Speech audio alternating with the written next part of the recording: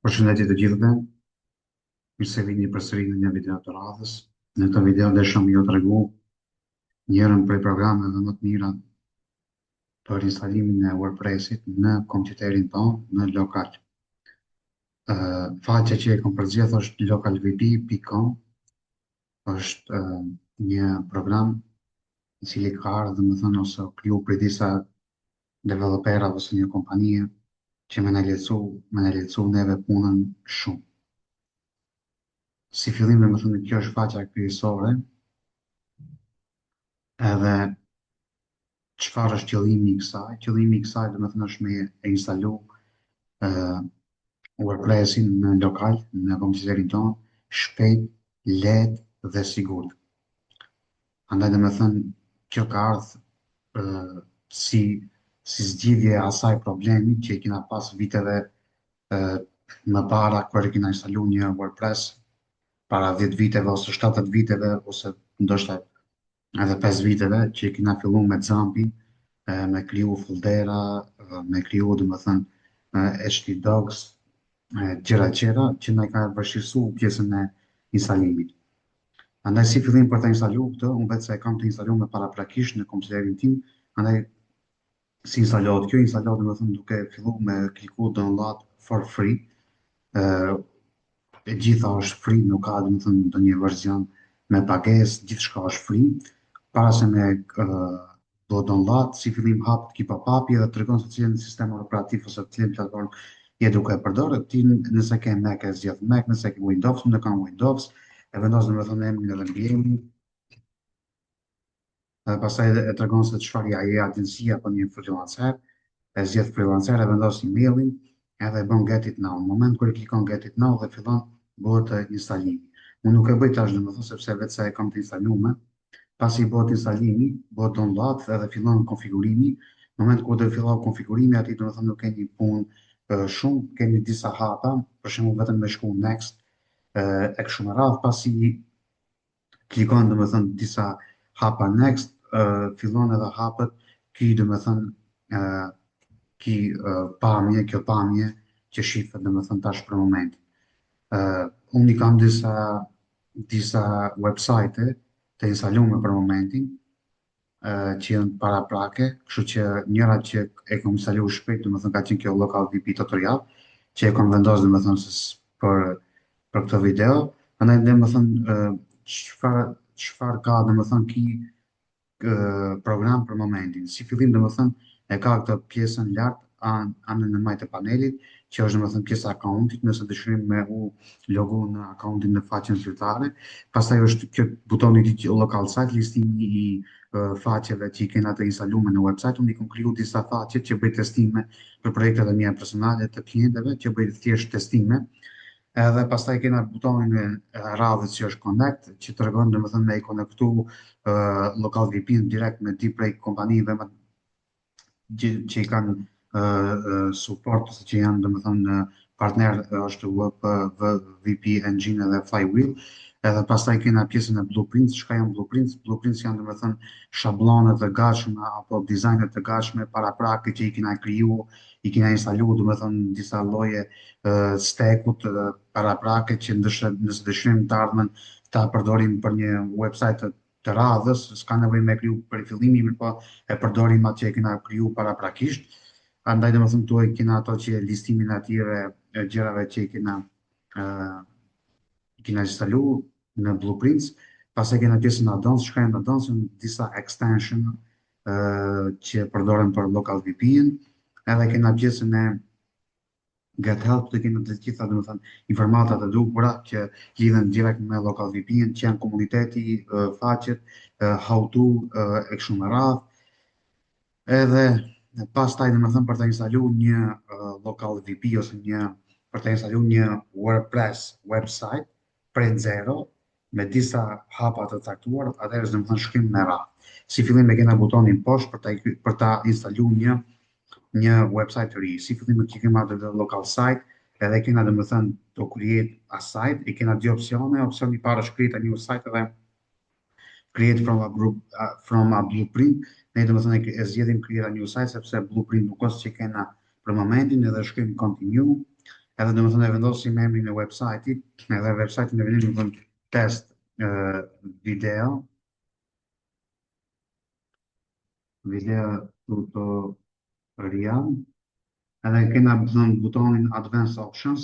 Çfarë ka advanced options? Që domethënë e para është si duket domethënë domeni i local site-it, test video tutorial pikë lokal, edhe kena domethënë local site pathing që tregon se ku do ruhet domethënë WordPress-i jonë. Andaj domethënë e kena këtë pjesë, kështu që vazhdojmë continue, edhe kena pjesën e pjesë shtëpisë, se cilën pjesë shtëpi dëshirojmë me zgjedh, a dëshirojmë të që është e preferuar prej local VPS direkt apo dëshirojmë diçka kostum. Kostum, domethënë se zgjedhim ne kostum, domethënë zgjedhim web serverin Apache apo Nginx, e zgjedhim databazën MariaDB ose MySQL e kështu me radhë, ne e lëmë domethënë prefer prej prej local VPS. Edhe shim continue, e vendosim domethënë pjesën e WordPress username-it, admin, passwordin 1 2 3 4, edhe këtu e kena emailin, e lejmë kështu siç është, në butonin advanced options çfarë kena për shembull me zgjedh gjuhën, cilën gjuhë, edhe na tregon se WordPress-i është multi-site ajo. Gjithë domethënë ki WordPress ose ki website a ka për shembull subdomain, subdirektorisë apo jo. Këtu i kena domethënë butonin, ti nëse ka i thua yes, mirë po për momentin ne kena vetëm një website edhe shkrim atë të site, edhe domethënë tash fillon edhe bëhet instalimi i WordPress-it direkt në lokal ose në kompjuterin ton me disa klikime, me 3-4 klikime që i pam domethënë tash. Kjo është domethënë një lehtësim shumë i madh që nuk ka pastaj nevojë për shembull bëjmë gjëra të tjera për me kriju foldera manual. Domethënë as tash domethënë gjithçka çfarë është e ka domethënë vetë local VP-ja ka në dorë të pjesë. Andaj domethënë kjo është një lehtësim shumë i madh sa i përket instalimit të WordPress-it në kompjuterin ton apo në lokal. Presim disa sekonda, deri 30 sekonda, derisa të bëhet instalimi i WordPress-it, edhe pastaj domethënë do të bëjmë një shpjegim të gjërave tjera çfarë janë e kështu me radhë.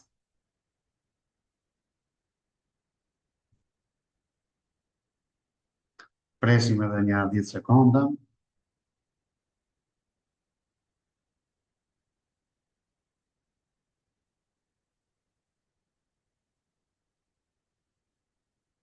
Ok, tash më thënë u bë instalimi komplet i WordPress-it në lokal.